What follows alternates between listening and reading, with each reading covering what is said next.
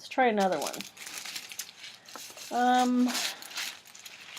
Let's see, there was something about this one. Now I can rotate them too. Something about this one and some symbolism I used in another pictograph that might work together. So I'm going to draw this out, crowd the space a little bit, so I may have to reduce this down.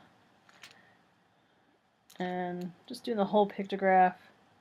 Pencil, I'll erase what I don't need later. So I just traced that bird.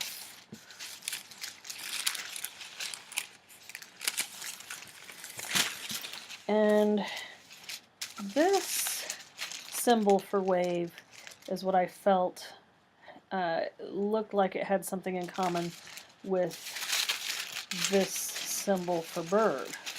So I'm going to overlay them and see what I can pull together. And I'm going to probably erase quite a bit on this. So the wings look similar to the wave. So I'm going to go ahead and erase that.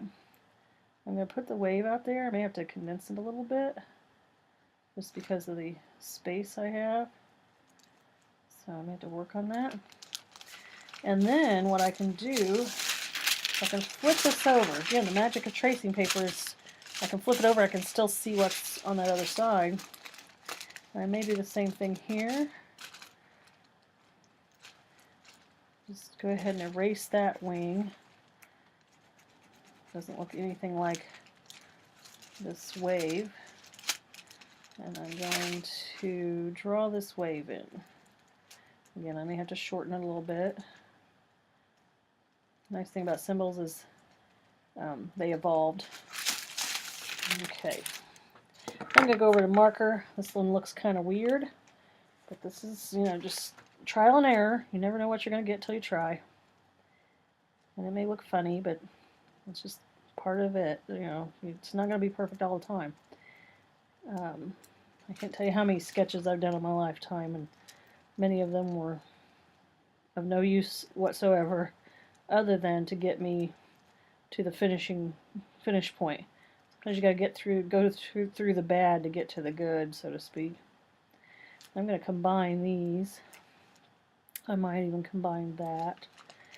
And I might just erase the bottom part of this. This might not be necessary. So I'm erasing the whole bottom part of that bird. And then I'll erase the pencil lines. And what I have here is another symbol that I am going to say represents freedom. Now, this one looks too cartoony to me, so it doesn't feel like it's free, doesn't feel like freedom. This is getting there. It's a little big for the space, but it's feels like water and bird. Okay, so I'm going to I keep combining. Let me analyze again what I have here. I really like this bird here, and I also like that one. That one's pretty complicated though, so I might have to keep it simple. So I'm going to do something similar with this bird, using this bird, and I think that wave again. I could probably push it and try some other things, and just kind of lay it down and see if I can find any good relationships here. Sometimes you've got to turn things upside down.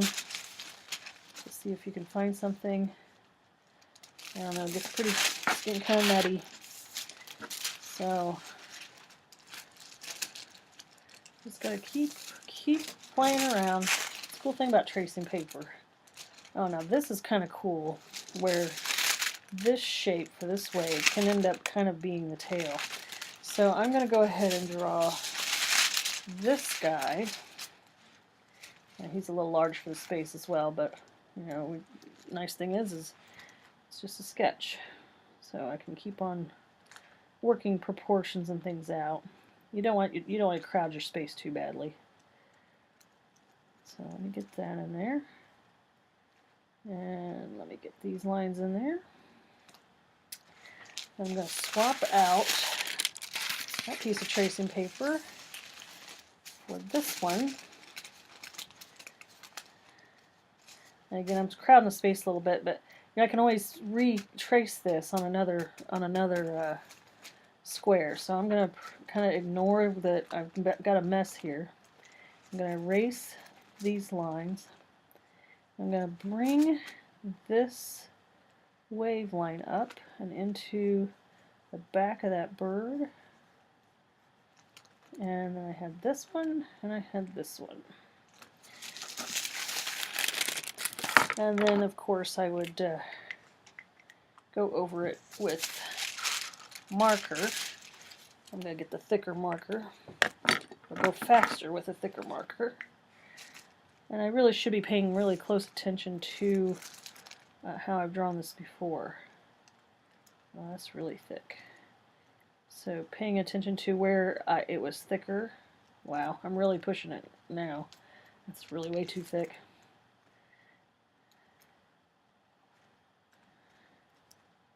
Now, this sketch is really crummy. I really needed to pay a little bit more attention to what I was doing. So the craft on this is not very good. So I would take the time to redraw this. This is really pretty lame. Now the cool thing is all I have to do to redraw it is take this piece of tracing paper, since I got 6 squares. I'm going to fold this up, and I can move the square around so that this is more centered within the square, and I can redraw that. So it's okay if things are a little upside down. You can always go into Photoshop and flip them back before you send your sketches out on a discussion board. So I've got this. I've got this shape.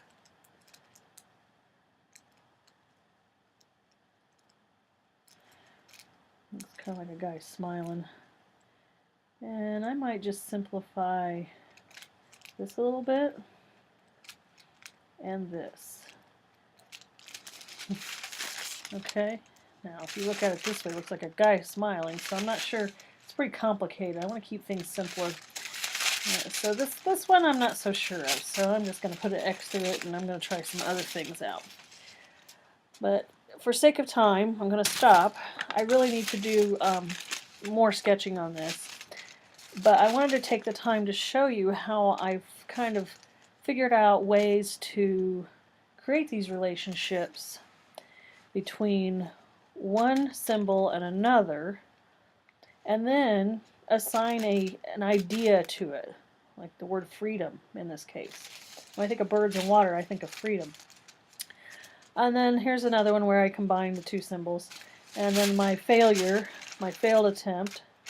And you can't be afraid to fail at stuff. You know, it's not going to be all right all the time. It's alright, just exit out and move on. That's why we use tracing paper. Super cheap. Okay, so that concludes how to approach, or how I expect you guys to approach, mixing two graphics to create a new idea, new symbol that represents an idea. Thank you, and I hope you have fun sketching. Take care.